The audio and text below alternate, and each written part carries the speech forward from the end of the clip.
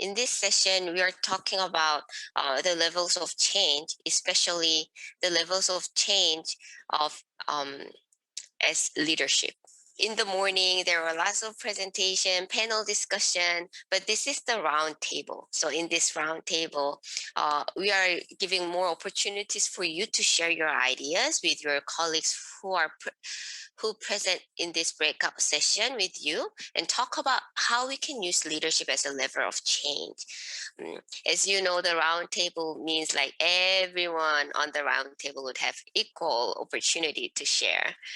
So although we are facilitating, me and my colleague Jeff are facilitating this session, we all have equal opportunity to share our ideas today. And that's the purpose. So we like to first start this session with introduction. Good afternoon, everyone. Again, my name is Jisoo Ryu, and I'm a program manager at the Professional Educator Standards Board, and I'm joined by Jeff Wars. Today, Jeff, can you introduce yourself?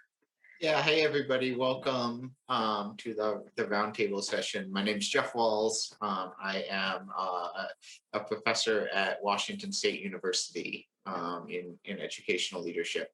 And my pronouns are he, him, his. Okay, thank you, Jeff. Yeah, and my pronouns are she and her.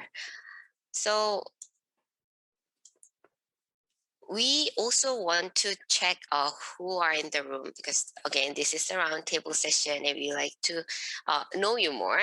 So maybe we can take a turn and share our names, affiliations, and personal pronouns as well. So if you don't mind, I think I may call out your name. I see Amy, you are on my list first. Can you introduce yourself? Sure. Hi, everyone. I'm Amy Reichen. I'm the Dean of the School of Education at the University of Puget Sound, and I use she, her, and they, them pronouns. Okay. And then now I see Eileen. Hi, everybody. Eileen Yoshina. I use she and her pronouns. I am the Director of Equity and Education at Puget Sound ESD. Great. Welcome. And I see Brian with beautiful hat. Always stand out. I'm Brian Carter. I am the Program Director, Field Director, and Data Administrator for City University of Seattle's Teacher Preparation Programs. Great. Welcome. And I have it in my name, he, him, and his. Oh, yep. Feliciana.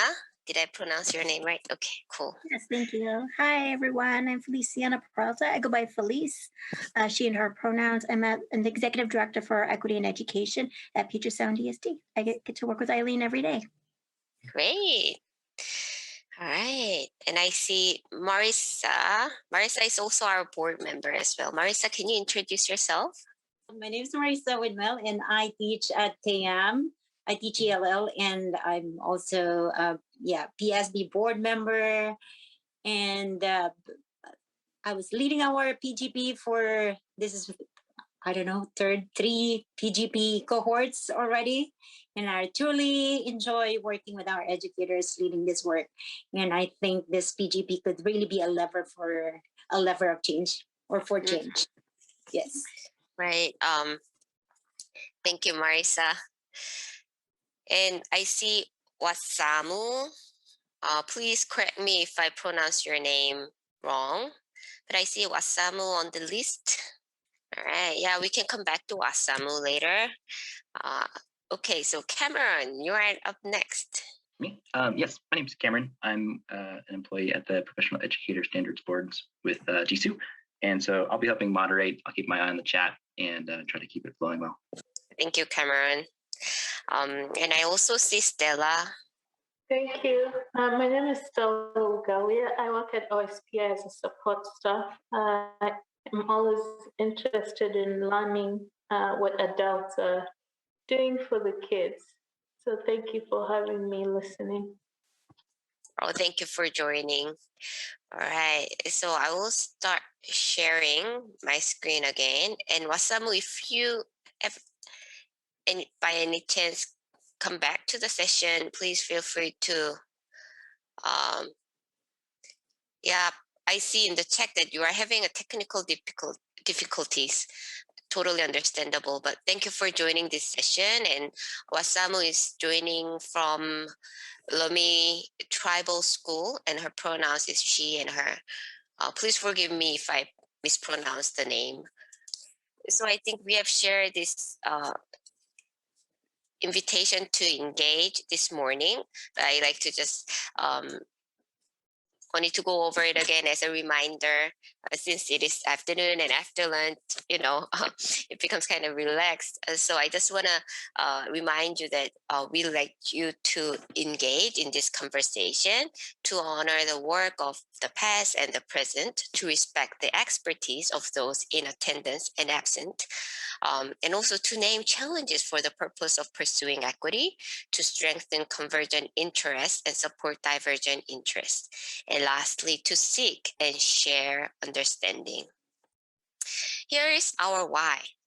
This is PESPI's why, but at the same time, we like to share this why and which is our mission and vision with you, particularly for this due session. So our mission is to strengthen the educator workforce through professional standards, policy, and innovation. And here's our vision. Why do we have this mission? Because so that we can realize a vision of an equity-minded educator workforce that facilitates learning and growth for each and every student. So in order to do that, we use levers of change to advance equity. So I think now you are pretty familiar with this infographic that we are trying to, well, I think all of us here who present the due event today want to change all of these things, change in mindset, change in social response, and change in systems. In order to change these things and advance equity, there are multiple levers that we may use. And we think leaders influence every lever here. Leader influence relationships, leader influence shared learning, leaders influence policy and accountability, and they also influence advocacy for children and incentives. So we think the role of leader is very instrumental to advance equity. So now I'd like to turn it over to Jeff. Yeah, thanks, Jisoo, for kind of leading us into this discussion. And what I'm going to share, Jisoo asked me to do some thinking about leadership as a lever of change, and so I'm just going to share some high level.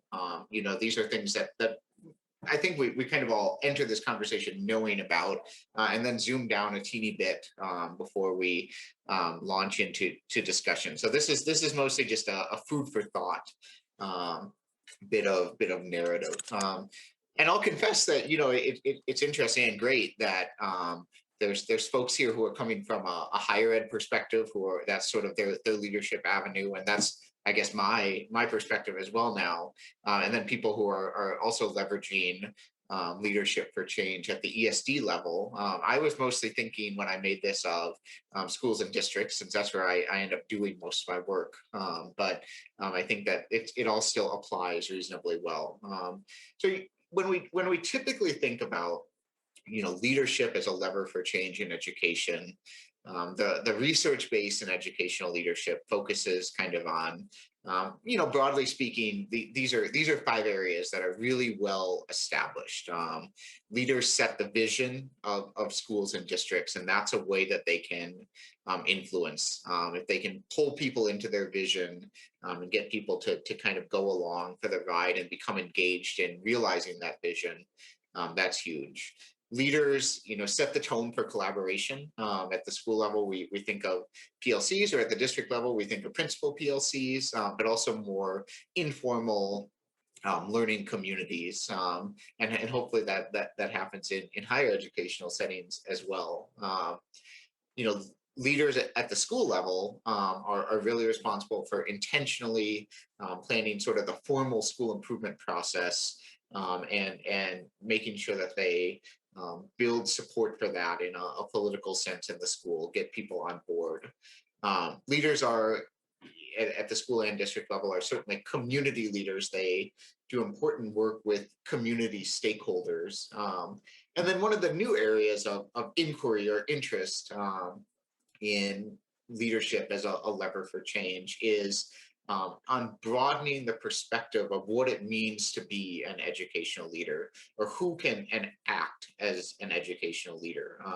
My Catholic colleague, Catherine Rodella, has done work on parent leadership, and that leadership doesn't only need to be vested formally in principals, superintendents, district leaders, but that parents can also act in really important ways as educational leaders. And she's done work with Melanie Bertrand, who's done a lot of work around student voice in leadership and the way that students have, not surprisingly, a lot of great ideas about how to improve their educational settings and make things work better for them. If adults in those settings are able to listen to those ideas and to channel them effectively. So the last bit of food for thought, and Jisoo, can we switch to the next slide? Sure. That I kind of wanted to bring up is this idea that's taking increasing hold in the educational leadership literature. These ideas around critical care and radical hope. And these are ideas that are, really kind of at the center of equity-focused leadership and social justice leadership. So I'm drawing here from a recent article by Rosa Rivera McCutcheon, who's a scholar in New York City. I believe she's at Queens College in New York. And she wrote an article about how leaders, actualize, how they embody critical care and radical hope in their practice. And three of the things that she talked about was leaders explicitly adopting a stance for social justice. And so in the case of the leader that she was profiling, that involved helping students and teachers to organize community events and actually organize a walkout from school in support of racial justice in their community, and helping to facilitate that in a safe way, and a way that gathered a lot of community attention and gave the movement some resonance. She also talked about developing culturally sustaining relationships with students and teachers.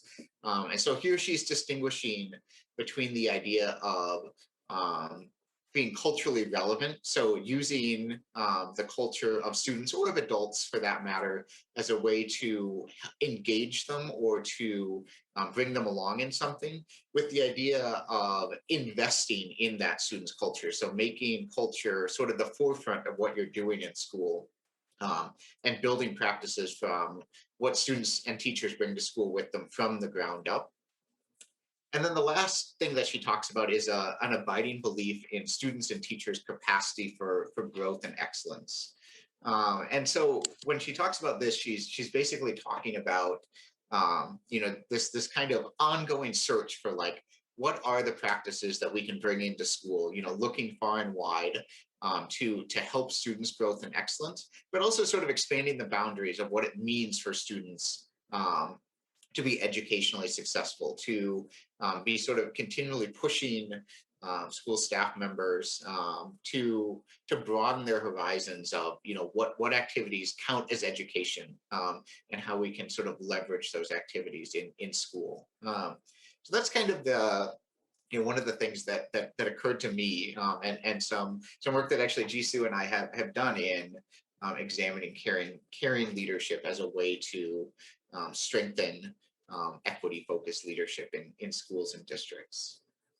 So because this is a roundtable and we've been talking long enough, we want to invite the other folks in the room to engage. And the way that we're going to do that in just a moment is by splitting up into a couple small group discussions.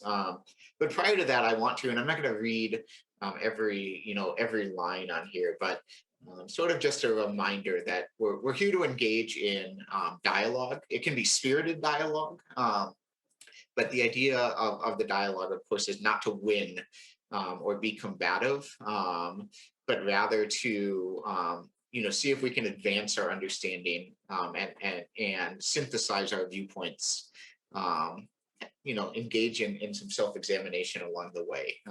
So just kind of an invitation to dialogue rather than to debate, hopefully. So we are going to break into 2 groups, and then talk about our ideas on these questions. The first questions that we're throwing here is, how did your experience leadership influence one or more levels of change? Do you have any success stories to share? Or if you find any challenges or concerns, you can also share them as well. The second question is, what might you need to learn to strengthen your work in this area?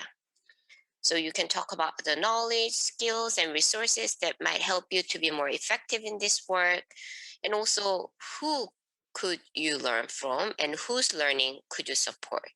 I hope you think about these questions with your small group colleagues. And also, if you have any other, ideas that you want to think about and you want to talk about, you can also share those ideas as well. We hope that this conversation flow organically. So while we are throwing these questions to help your discussion, yet if there are any important ideas coming along, then feel free to talk about them as well in the small group session. So for small group session, we will have about 12 minutes, and then we'll come back into the large group session. And it would be great if you can, assign one speaker for your group so that you don't have to worry about who will share after you come back to the large group.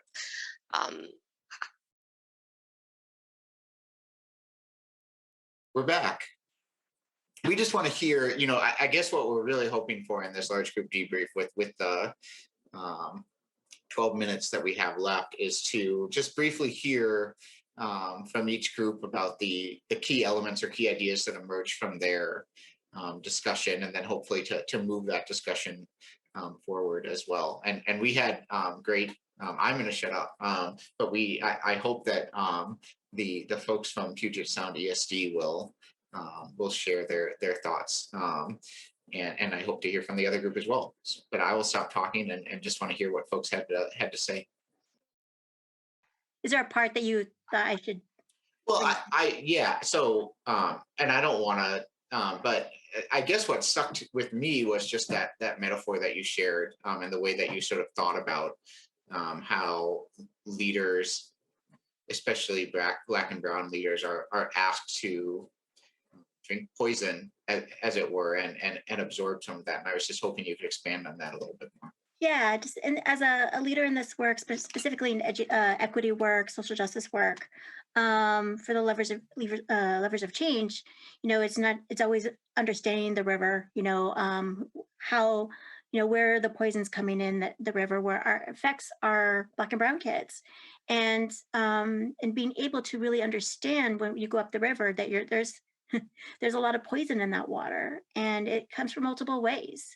And sometimes we gulp that water to kind of protect our kids, but you don't have to do that alone. And it's really about collective, and also being able to have that radical collective care and supporting, but also knowing like, where's that poison coming from and why, and being able to navigate that. And sometimes it's people that you love and care about that put the poison in.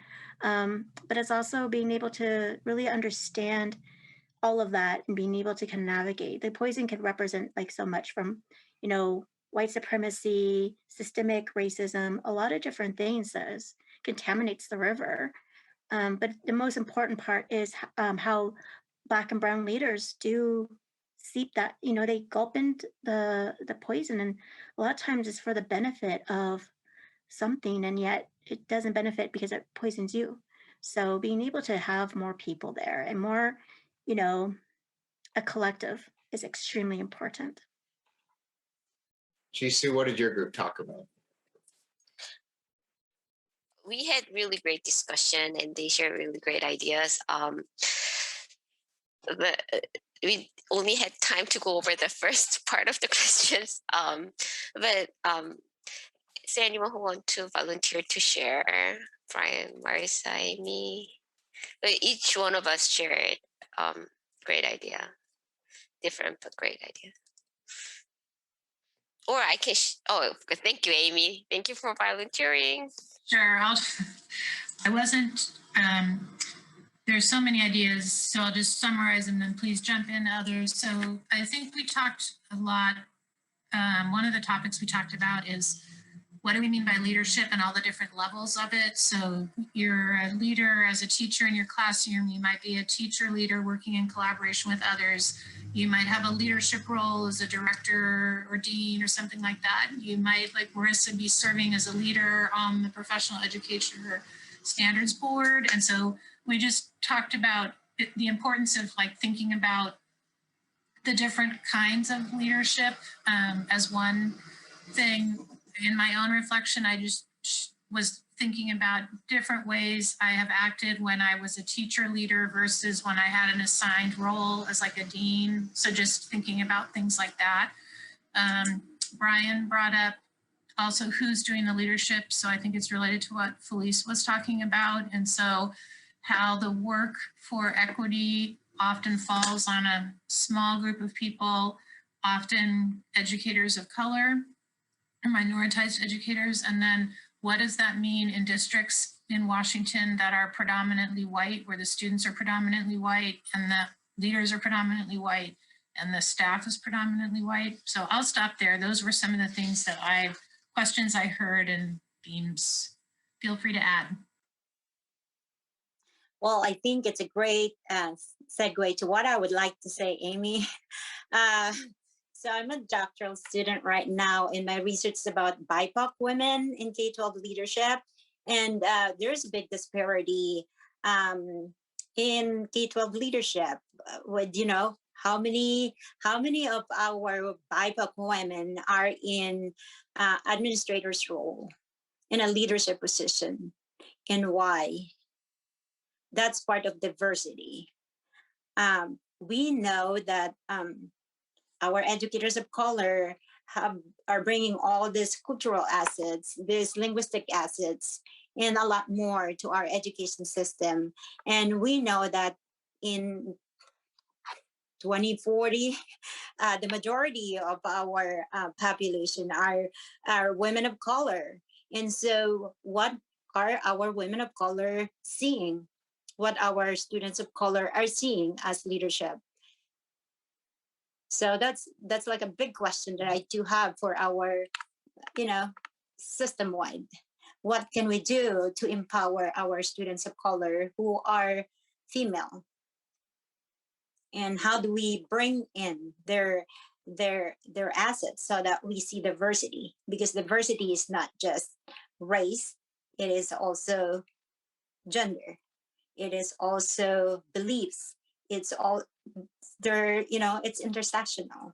So how are we inviting and celebrating diversity in a way that we're looking at all multiple lenses?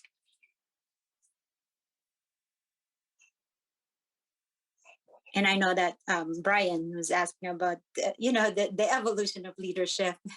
And so I'm also looking at that way. How can we really diversify leadership in a way that it's including all, everyone?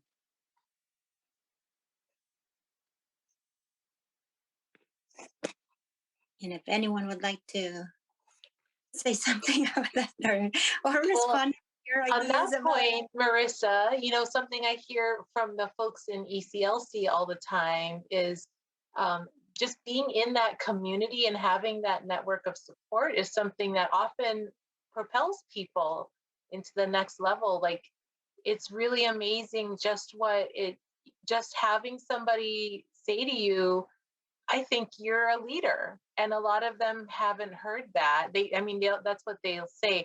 And they haven't heard that, or because people haven't thought of them as leaders or haven't seen them as leaders in general.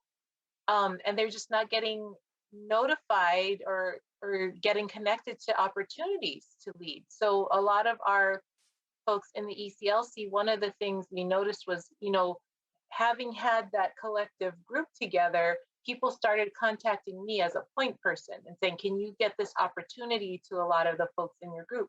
And I'd send it out and people would sign up. And like they were hungry for that opportunity, but they just hadn't heard about it. And I'd say, like, who would like to be a mentor next year? Our mentor pool is like over 90% white teachers. There's no reason for that. We have this amazing group of educators of color, right? So I just put it out to them, and all these people signed up. I want to be a mentor. Anybody want to do OSPI fellows and be an instructional leader? All these people were interested. Anybody interested in a administrative credential program? A whole bunch. We have a number of folks like Marissa who went into a leadership administrative credential program. People just weren't hearing about opportunities or being told, you can do this, and sometimes that's all it takes. I've said this to a lot of, especially women of color. I've told them, you know what I've never heard a white man say? I'm not ready for this.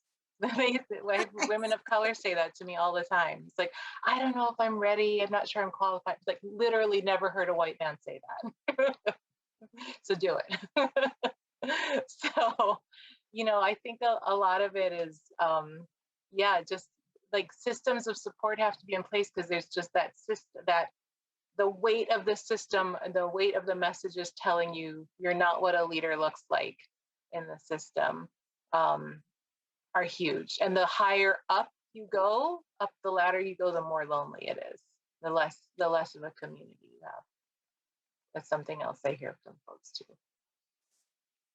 Yeah, I noticed that in our PGP cohorts, Eileen, our educators of color are so talented, and to have them feel validated in that space is so empowering. Yeah, and I feel like that's how I expand leadership. Like, I notice strengths in our participants, and we tell them that how valuable their work is, and they believe it, and they're so like, the system has made them believe that they are, they don't value, they're qualified, right? They're not qualified. Yeah. Mm-hmm.